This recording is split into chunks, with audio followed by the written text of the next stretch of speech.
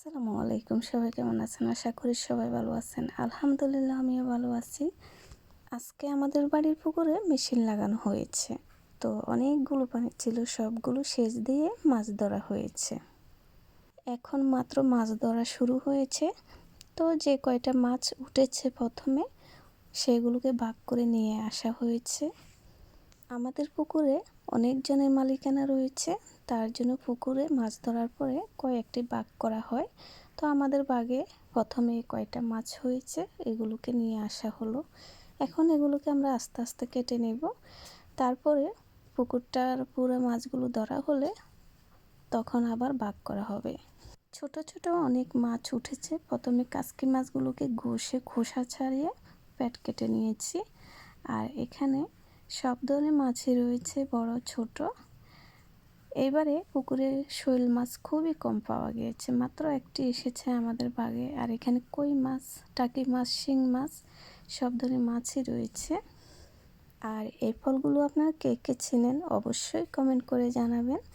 এই ফলগুলো এখন বিলুপ্ত হওয়ার পথে। শহরের ছেলেমেয়েরা তো এগুলো এখন চিনবেই না, আর গ্রামেও কমে গিয়েছে এই ফলের গাছটা।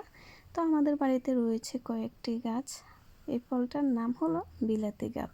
এগুলো খেতে খুব মিষ্টি এবং একটু কষকষ লাগে।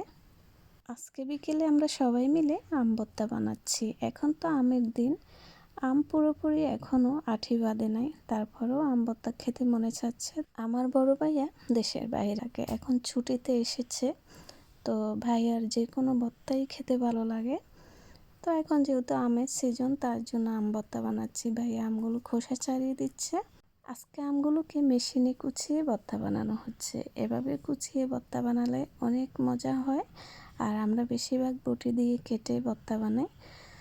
এখন এখানে টমেটো অ্যাড করা হচ্ছে। আম দিয়ে টমেটো ভর্তা অনেক মজা হয়।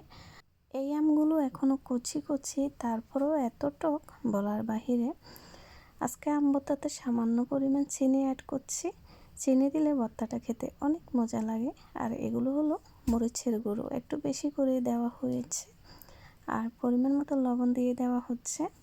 আমাদের গ্রামের বাড়িতে আমরা বাড়ির সবাই মিলে ভর্তা বানাই। তো আমাদের ভাবি ভর্তাটা মেখে নিচ্ছে। ভর্তাটা এমনভাবে মাখাতে হবে যেন পানিটা বের হয়ে যায়। তো ভালো করে এগুলোকে মাখিয়ে নেওয়া হয়েছে। এখন সবাই মিলে খাচ্ছে।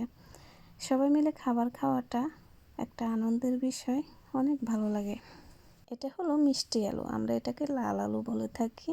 আর এই আলুটা এত বড়, কয়লার আগুনে মিষ্টি আলু পোড়া দিলে খেতে ভীষণ ভালো লাগে, একটু মিষ্টি লাগে। অনেকে সিদ্ধ করে, সিদ্ধ করলে বেশি মিষ্টি লাগে না। তো এটা যেহেতু অনেক মোটা, কয়লার আগুনে হবে না, তার জন্য পিস পিস করে নিয়েছি। এগুলোকে শুকনো তাওয়াতে টেলে নেব।